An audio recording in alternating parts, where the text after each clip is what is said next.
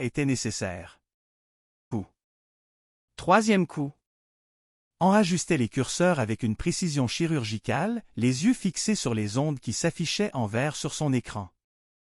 Le résonateur commença à émettre un sifflement aigu, presque imperceptible pour l'oreille humaine, mais qui faisait trembler les étagères de livres et les boîtes d'archives aux alentours. Septième coup. Le son se répercuta dans tout le sous-sol comme un tonnerre lointain. Maintenant. Cria-t-on. Il pressa le bouton d'activation. Une décharge de lumière bleutée et électrique jaillit du résonateur, frappant le mur de béton de plein fouet. Pendant quelques secondes, le temps sembla s'arrêter et rien ne se passa. Puis, sous leurs yeux ébahis, la surface solide commença à onduler comme la surface d'un lac perturbé par une pierre. Les contours de la porte numéro 7 réapparurent lentement, mais ils étaient flous, instables, oscillant entre le gris froid du béton de 2024 et le bois de chêne chaleureux de 1954. Une odeur d'encre ancienne, de tabac et de pluie tropicale envahit soudainement le sous-sol moderne. À travers la transparence intermittente de la porte, Guyet vit une silhouette se dessiner dans la pénombre de l'autre côté. Ce n'était pas la silhouette massive du gardien Luang. C'était un homme plus jeune, au visage émacié, portant des lunettes rondes et une blouse blanche tachée de produits chimiques. Il tenait un dossier sous le bras et semblait regarder fixement dans leur direction, les yeux écarquillés comme s'il percevait une présence fantomatique à travers un voile de brume. « C'est lui !» murmura Guyet, le souffle coupé. C'est CM, l'auteur du registre. L'homme de l'autre côté fit un pas hésitant vers la porte, sa main tremblante tendue comme pour toucher la paroi invisible qui les séparait. Mais au moment précis où ses doigts allant entrer en contact avec le champ d'énergie, le résonateur d'en commença à fumer. Une étincelle violette jaillit des circuits, un bruit de court-circuit déchira le silence, et la connexion se rompit brutalement dans un craquement sinistre.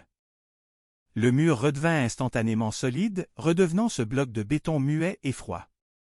Le silence retomba, plus lourd et plus étouffant que jamais.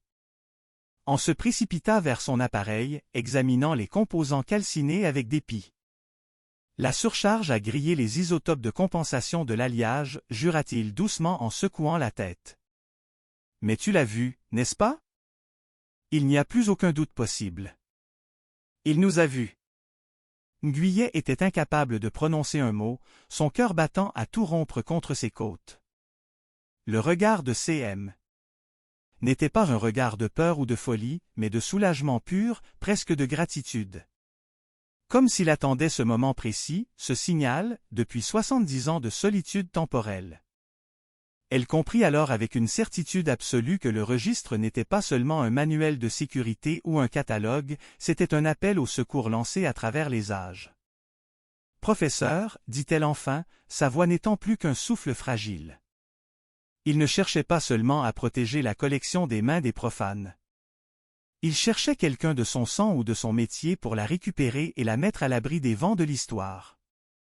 Et cette personne, je le sens au plus profond de moi, c'est moi. » On regarda longuement le mur, puis tourna les yeux vers sa jeune collègue avec une gravité nouvelle. Le risque vient de changer de nature, Guyet. Nous ne jouons plus avec des théories. Si nous retournons là-bas avec un équipement plus puissant pour stabiliser le pont, nous ne serons plus de simples observateurs invisibles. Nous allons devenir des acteurs d'une histoire qui a déjà été écrite en partie, mais dont la fin dépend désormais de notre courage. Guyet ramassa le registre et le serra contre son cœur comme un talisman sacré. Elle savait ce qu'elle devait faire, quel que soit le prix à payer. Elle devait retourner en 1954, retrouver le badge en lotus que Luang détenait, et découvrir ce que CM avait réellement caché derrière le point gamma. Le secret de la porte numéro 7 n'était plus une simple curiosité archivistique ou une énigme scientifique, c'était devenu sa destinée personnelle. Chapitre 7, le Grand Saut. Après l'échec technique du premier test, le professeur en travailla sans relâche pendant 3 jours pour reconstruire un résonateur plus robuste, capable de supporter la tension monumentale nécessaire pour stabiliser le passage. Cette fois, il ne s'agissait plus d'observer, mais de traverser. Guyet, de son côté, s'était préparé méticuleusement. Elle avait déniché dans les archives des vêtements d'époque, une tunique traditionnelle en soie sombre, un pantalon large et des sandales simples, pour se fondre dans la foule du Hanoï de 1954 sans attirer l'attention. Le jeudi soir, à 19 h, ils étaient de retour devant le mur. Le résonateur de nouvelle génération ronronnait doucement, une lueur ambrée s'échappant de ses circuits renforcés. Guyet sentait le poids du registre dans son sac en bandoulière. « Souviens-toi, Guyet, dit An, sa voix trahissant une inquiétude profonde. L'ancrage temporel est fragile. Tu auras exactement 1 heure avant que la fréquence ne commence à dériver. Si tu ne reviens pas avant la 60e minute, la porte pourrait se refermer sur un autre siècle, ou pire, se dissiper à jamais. Cherche Luang, récupère le badge et reviens immédiatement. » L'horloge commença sa lente litanie. 1 coup. 2 coups. Guyet ferma les yeux, visualisant le couloir humide du passé. 6e coup. 7e coup. On activa l'appareil. Le mur ne se contenta pas d'onduler, il se déchira littéralement dans un éclair silencieux. Un tunnel de lumière dorée et de brume grise s'ouvrit devant elle. Sans hésiter, Guyet fit un pas en avant, plongeant ses mains dans l'inconnu. La sensation fut celle d'une chute libre dans une eau glacée, suivie d'une chaleur étouffante. Lorsqu'elle rouvrit les yeux, elle était au sol, haletante. Le béton propre de la bibliothèque moderne avait disparu, remplacé par des briques rouges inégales et une poussière fine. Elle se trouvait dans le même couloir, mais les ampoules à incandescence diffusaient une lumière jaune et vacillante. Le silence était différent, peuplé de bruits lointains que 2024 avait oubliés, le craquement du bois, le cri d'un marchand ambulant dans la rue, et le silence pesant d'une ville en attente. Elle se releva, réajustant sa tunique.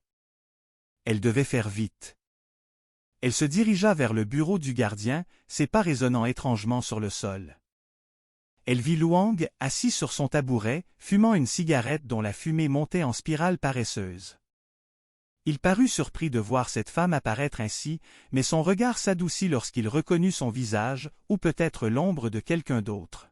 « Vous êtes revenu, dit-il simplement en écrasant sa cigarette. Je savais que l'unité vous appellerait. » Il plongea sa main dans sa poche et en sortit le badge en forme de lotus. Le métal brillait d'un éclat presque surnaturel dans l'obscurité. « C'est M ? M'a dit de ne le donner qu'à celle qui connaîtrait le secret de la 7e heure. Il vous attend au point Gamma, près de la vieille citadelle. » Guyet saisit le badge. La vibration qu'elle ressentit à son contact fut instantanée, une décharge de souvenirs et de données qui semblait s'imprimer directement dans son esprit.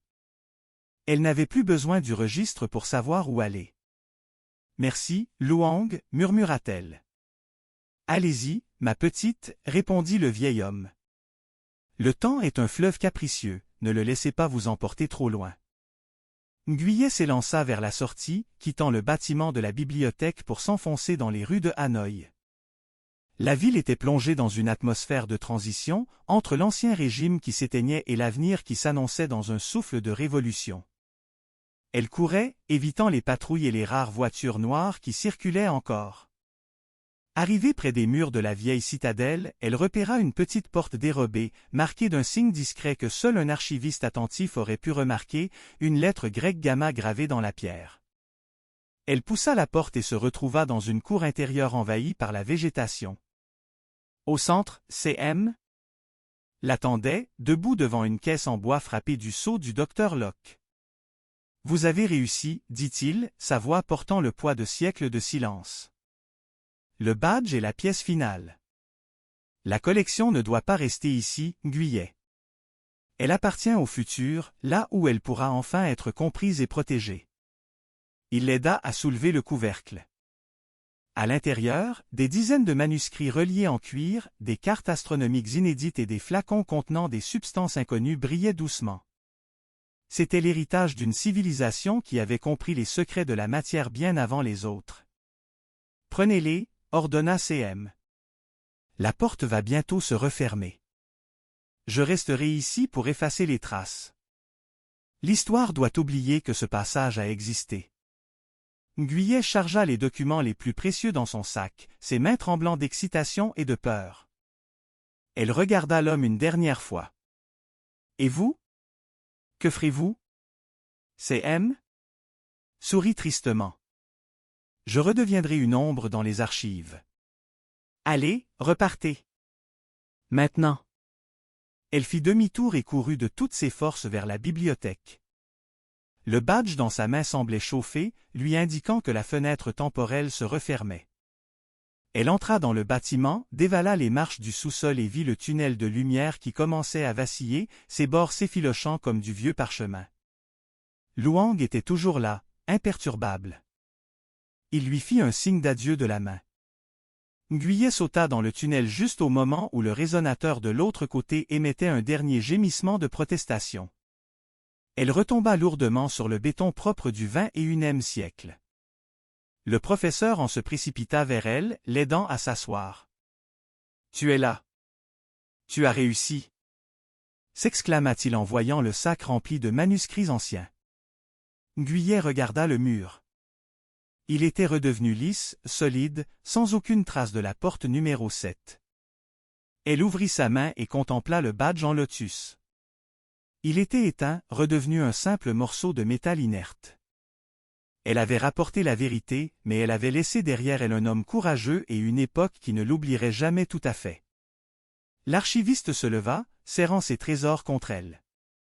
Le secret n'était plus un mystère à résoudre, c'était une responsabilité à porter. Le futur de l'histoire commençait maintenant. La leçon du temps lent. La salle de lecture retrouva une respiration presque ordinaire après le départ silencieux des chronos. Les chaises étaient toujours alignées, les tables portaient encore les marques discrètes de décennies d'études, et l'horloge, maintenant apaisée, semblait observer les humains avec une patience ironique. Guyet resta immobile un instant, comme si elle attendait que le monde confirme qu'il n'allait pas s'effondrer juste après une décision raisonnable. Elle regarda Bang, puis Luang. « Nous venons de faire quelque chose d'étrange, dit-elle. Nous avons gagné du temps en refusant d'aller vite. » Luang hocha la tête. « C'est la première fois de ma vie que quelqu'un me félicite pour avoir ralenti, répondit-il. Bang sourit. Mon oncle disait toujours que le temps est comme le thé trop chaud. Si on se presse, on se brûle la langue et on ne sent rien. Guyet s'approcha de la grande table et rouvrit le registre. Les pages semblaient moins lourdes qu'avant, comme si le livre lui-même avait accepté la décision. « Voici ce que nous allons faire, dit-elle. Nous allons créer une fausse piste. Pas un mensonge grossier, mais une élégante erreur d'archivage. » Luang leva un sourcil. « Une erreur volontaire, demanda-t-il. Guyet sourit. La plus noble des traditions administratives. Elle expliqua son plan avec la précision tranquille d'une femme qui a passé sa vie à classer des vérités imparfaites. La collection de logs serait déplacée à l'intérieur du point gamma, mais divisée en sections séparées, chacune nécessitant non seulement une résonance, mais une compréhension progressive. Bang écoutait attentivement. « Tu veux transformer un coffre en parcours pédagogique, dit-il. » Exactement, répondit Guyet. Chaque volume ne s'ouvrira qu'après la lecture sincère du précédent. Pas de raccourci. Pas d'exploitation rapide. Luang réfléchit. Donc si quelqu'un arrive avec de mauvaises intentions, il se retrouvera coincé à lire, dit-il. Guyet acquiesça. Et lire est parfois la meilleure manière de désarmer quelqu'un. Bang posa une question essentielle. Et toi, Guyet, quand tout cela sera terminé, que feras-tu? Guyet resta silencieuse un instant. La question était simple, mais elle contenait une multitude de futurs possibles. Je retournerai à mon bureau, dit-elle enfin. Je boirai mon thé. Je classerai des documents. Mais je saurai que le silence n'est pas l'absence d'action. C'est parfois sa forme la plus exigeante. Bang la regarda avec une douceur nouvelle. Alors je resterai ici, dit-il. Je serai le gardien discret. Je vendrai du thé, je lirai lentement, et je protégerai ce qui doit l'être sans faire de bruit. Luang tapa doucement la table avec sa main. Et moi, dit-il, je garderai les portes. Et je surveillerai les gens qui parlent trop bien. » Ils rirent. Pas fort. Un rire compatible avec une bibliothèque. Chapitre XXXVI. La séparation des chemins. L'aube filtrait déjà à travers les hautes fenêtres lorsque Nguyen se prépara à repartir. La porte numéro 7 n'était plus une invitation permanente. Elle était redevenue ce qu'elle aurait toujours dû être, une exception réfléchie. Bang l'accompagna jusqu'au sous-sol. « Je ne sais pas si nous nous reverrons, dit-il. » Nguyen hocha la tête. « Dans le temps, non, répondit-elle. Mais dans les livres, certainement. » Elle posa une main sur le mur de béton. Elle sentit une vibration douce, comme un adieu poli. Elle utilisa la dernière séquence, lente, précise, sans urgence. La porte s'ouvrit juste assez pour la laisser passer. Bang resta en arrière. « Merci, Nguyen, dit-il. D'avoir choisi la patience. » Nguyen sourit. « Merci à toi d'avoir choisi la responsabilité. » Elle franchit le seuil. Chapitre 37. Le retour. Le sous-sol de 2024 l'accueillit avec son air sec et ses néons silencieux. Le temps affichait 19h12. Exactement comme si rien n'avait jamais dérapé.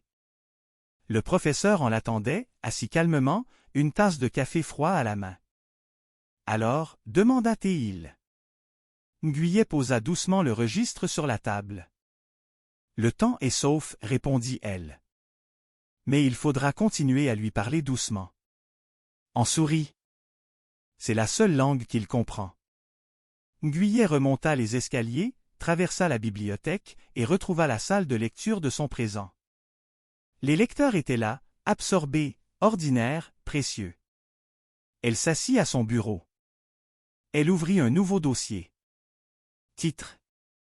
Incident de maintenance murale. Conclusion. Aucune anomalie structurelle détectée. Elle sourit, puis leva les yeux vers l'horloge. La 7e sonnerie résonna, simple, humaine. Nguyen but une gorgée de thé. Le silence était revenu. Mais cette fois, il n'était plus vide. Chapitre 5. Le laboratoire des ombres. L'atelier du professeur en n'était pas répertorié sur les plans officiels de l'université. Pour y accéder, il fallut descendre dans les entrailles d'un vieux bâtiment de la faculté de physique, traverser un couloir sombre où l'air stagnait, encombré de vieux transformateurs hors d'usage et de bobines de câbles poussiéreuses, avant de déverrouiller une porte métallique anonyme. À l'intérieur, l'espace était une véritable cathédrale dédiée à la science marginale, saturée d'une technologie hybride, des ordinateurs de pointe aux écrans plats côtoyaient des oscilloscopes à tubes des années 60 et des bobines de Tesla artisanales qui crépitaient doucement dans la pénombre.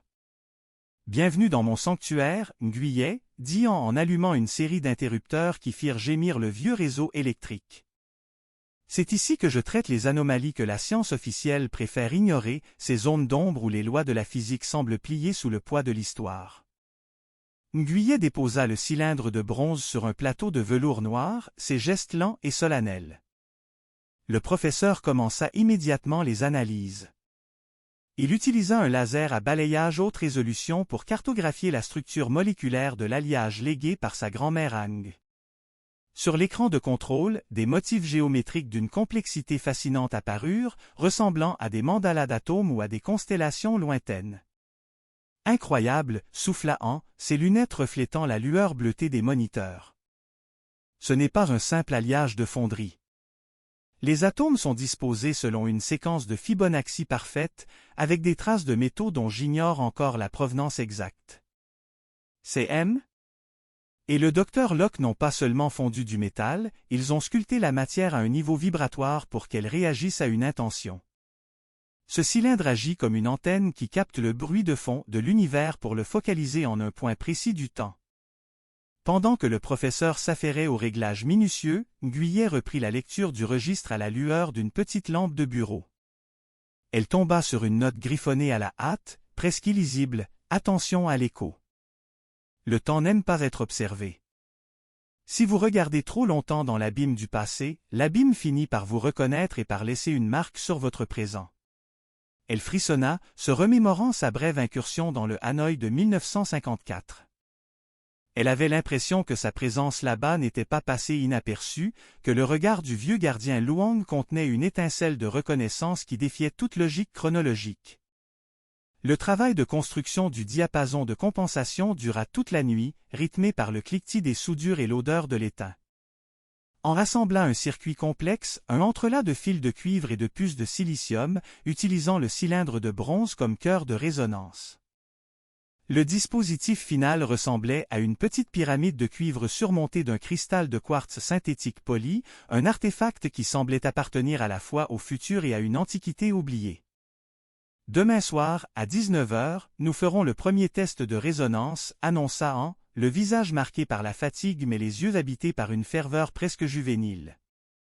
Mais nous devons agir avec la plus grande discrétion. La bibliothèque est désormais surveillée de près par les services de sécurité et les fluctuations d'énergie que nous allons générer pourraient attirer l'attention de ceux qui, aujourd'hui encore, cherchent désespérément la collection disparue du Dr Locke. Chapitre 6 – La résonance du passé. Le dimanche soir, la Bibliothèque nationale était plongée dans un silence presque sacré, troublé seulement par le sifflement du vent dans les couloirs. Guyet utilisa son badge d'archiviste pour entrer discrètement par la porte de service, suivi du professeur An qui portait le résonateur dissimulé dans une vieille mallette en cuir usé. Ils descendirent les marches glacées vers le sous-sol, là où l'air était imprégné d'une odeur de poussière et d'humidité. L'air semblait plus lourd que d'habitude, chargé d'une électricité statique qui faisait dresser les cheveux sur la nuque de Guyet. Ils s'installèrent face au mur de béton impassible, cette barrière qui séparait deux mondes que tout opposait. On posa délicatement le résonateur au sol et commença à calibrer les fréquences sur sa tablette numérique, ses doigts volant sur l'écran. « Écoute-moi bien, Guyet, chuchota-t-il, sa voix étouffée par l'ombre. L'horloge va bientôt sonner. Dès que le 7e coup retentit, je vais activer l'impulsion de résonance. Tu dois rester exactement à 3 mètres du mur, pas 1 centimètre de moins. Si la porte s'ouvre, elle sera instable car nous n'avons pas la clé d'origine. Ne tente pas de la franchir ce soir, je t'en prie. Nous voulons seulement vérifier si la théorie acoustique de CM est exacte. 19h approchait. Le mécanisme de la grande horloge à l'étage supérieur, un vestige mécanique indifférent au passage des siècles, commença à s'ébrouer. Le premier coup retentit, un son profond, solennel, qui sembla faire vibrer les fondations mêmes du bâtiment. Deuxième coup. Troisième coup. On ajustait les curseurs avec une précision chirurgicale, les yeux fixés sur les ondes qui s'affichaient en vert sur son écran. Le résonateur commença à émettre un sifflement aigu, presque imperceptible pour l'oreille humaine, mais qui faisait trembler les étagères de livres et les boîtes d'archives aux alentours. Septième coup. Le son se répercuta dans tout le sous-sol comme un tonnerre lointain. Maintenant. Cria An. Il pressa le bouton d'activation. Une décharge de lumière bleutée et électrique jaillit du résonateur, frappant le mur de béton de plein fouet. Pendant quelques secondes, le temps sembla s'arrêter et rien ne se passa. Puis, sous leurs yeux ébahis, la surface solide commença à onduler comme la surface d'un lac perturbé par une pierre. Les contours de la porte numéro 7 réapparurent lentement, mais ils étaient flous, instables, oscillant entre le gris froid du béton de 2024 et le bois de chêne chaleureux de 1954. Une odeur d'encre ancienne, de tabac et de pluie tropicale envahit soudainement le sous-sol moderne. À travers la transparence intermittente de la porte, Guyet vit une silhouette se dessiner dans la pénombre de l'autre côté.